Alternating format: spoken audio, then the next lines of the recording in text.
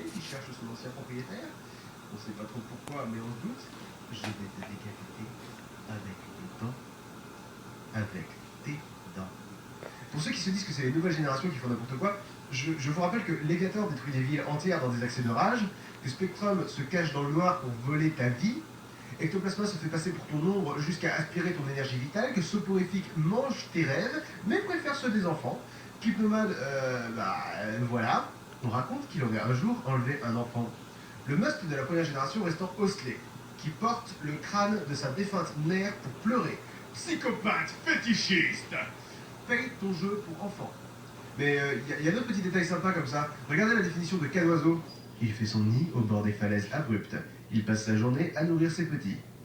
Vous voyez pas le problème? C'est mignon, c'est adorable. Mais si tu le captures, plein de petits oiseaux qui vont décéder. Et c'est de ta faute.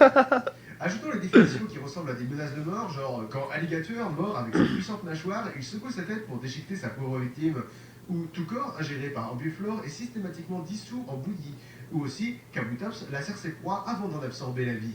Mais je vais finir par 5 de mes préférés qui ne sont pas dans la première génération. Alors déjà nous avons Scrutella, qui est mignonne, qui est adorable, et qui regarde fixement. Mais quoi? Genre, elle regarde quelque chose. Il y a quelque chose qui ne bouge pas, mais qui est là. Elle le voit, mais toi non. No stress. Ensuite, on a Démolos.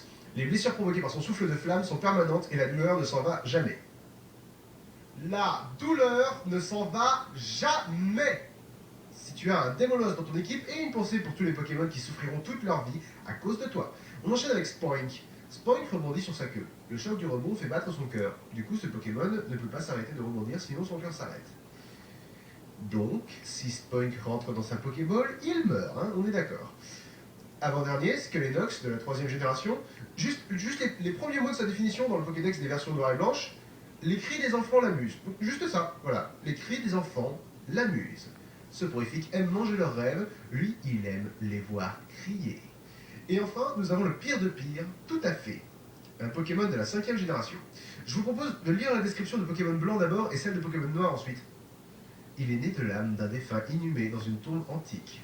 Il a conservé ses anciens souvenirs. Le motif de son masque est son visage quand il était humain. Parfois, il le regarde et se met à pleurer. Oh, poor boy.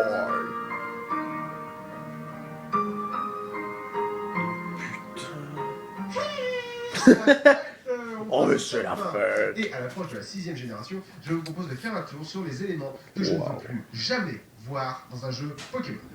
Numéro 1, les évolutions additionnelles.